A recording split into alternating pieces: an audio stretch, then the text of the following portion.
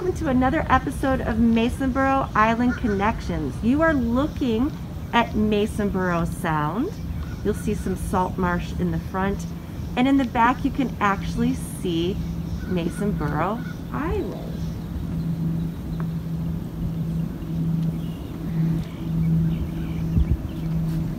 And I'm Jane Raddick. And I'm Sandy. And we're with Carolina Ocean Studies. And today what we're going to be talking about is the Atlantic blue crab's body systems. We're going to be comparing them to the human body systems. We're going to be talking about how this Atlantic blue crab is wonderfully adapted to live in the estuarine ecosystem. The very first body system we're going to focus on is the skeletal body system. You will remember that human beings have skin that covers all of our skeletons. That's because we have an endoskeleton. Our skeleton is inside. Endo means in. But if you look at our Atlantic blue crab, and you can actually hear me tap on it, our Atlantic blue crab is a shelled animal, a multicellular shelled animal, and its skeleton is an exoskeleton. Its skeleton is on the outside.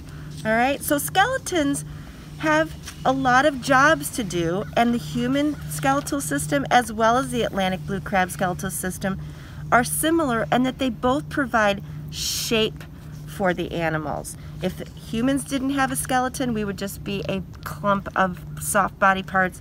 And if our Atlantic blue crab did not have this beautiful carapace, this nice hard shell, they would also be just a blob of soft body parts. So shape and structure are an important two jobs of our skeletal system. Another important job is protection. All right, think about your brain being protected by your skull, your heart and your lungs being protected by your rib cage. Our Atlantic blue crab, you will see lots of pointy, hard parts of this shell, and again we're talking about it being very hard. It is providing protection for those internal organs of our Atlantic blue crab. Now, another cool thing about our Atlantic blue crab skeletal system is the coloration. You will see that it is dark, kind of olive green on the top, and that the underside is this beautiful creamy color with the beautiful blue of its legs. All right, when an animal is dark on the top and light on the bottom, we call that counter shading. And counter shading is a special type of camouflage. Our Atlantic blue crab does like to live in our estuarine waters. And if you were an egret that was looking down through our estuarine waters and our Atlantic blue crab was hunkered down in the mud, it would be very difficult for that egret to see the Atlantic blue crab. Now, if you were a red drum, which is a special North Carolinian fish, and also likes to eat crabs, and our crab is swimming up in the water column, it's going to blend in with the clouds. It might even blend in with the sky, and the light is going to help with that camouflage. So counter shading, dark on the top, light on the bottom, another important protecting feature of our Atlantic blue crab. Now, just like human beings, the skeletal system also provides a place for our muscles to attach. So our muscular system is attached to our skeletal system. Same thing with our Atlantic blue crab. And our Atlantic blue crab has many appendages, all right? Many. They actually have 10. They are called a decapod. Just like a decade has 10 years, decapod, 10 feet. All right, we're going to look at these and just quickly count them. 1, 2, 3, 4, 5. All right, 6, 7, 8, 9. Uh-oh. Let's look a little bit more closely in there. This particular Atlantic blue crab has lost one of its appendages. But don't be concerned.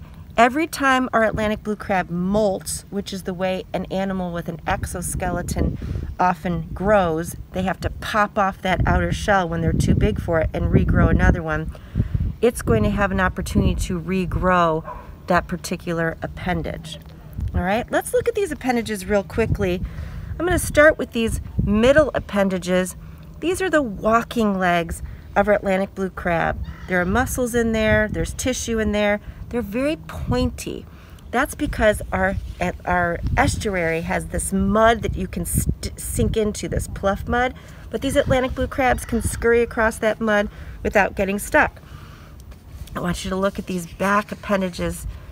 They look like paddles. We call them swimmerettes.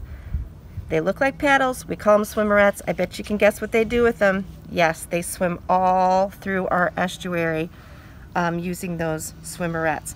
But now we're going to talk about the digestive system.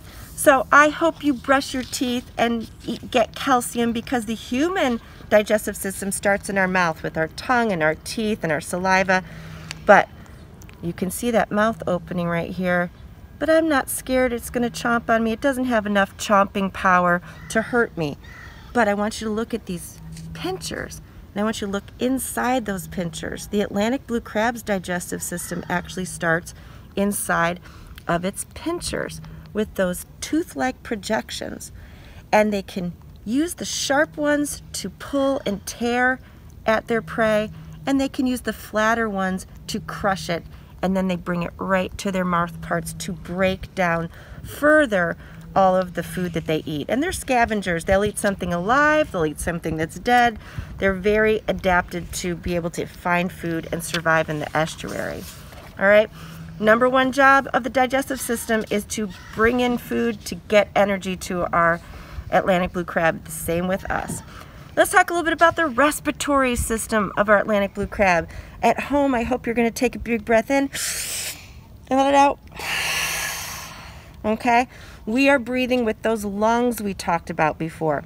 But our Atlantic blue crab does not have lungs. It actually has gills on both sides of inside of there that are protected by that skeletal system. But they do take oxygen in through that water as they run it over their gills, and they let carbon dioxide go out. But our Atlantic blue crab is specially adapted differently than a fish. You will notice it is not struggling right now. That's because it keeps water inside of its carapace for just a scenario like this. And once it's out of the water, it can still bubble that water out, grab some oxygen from the atmosphere, run it back over its gills. It can actually live outside of the water for quite some time, especially if it's cold, because the body systems are going to slow down, shut down, not need as much oxygen as normal. So those are the main body systems of our Atlantic blue crab. You can see how they are similar and yet wonderfully adaptedly different because they live in the estuarine ecosystem. That's all for now, folks.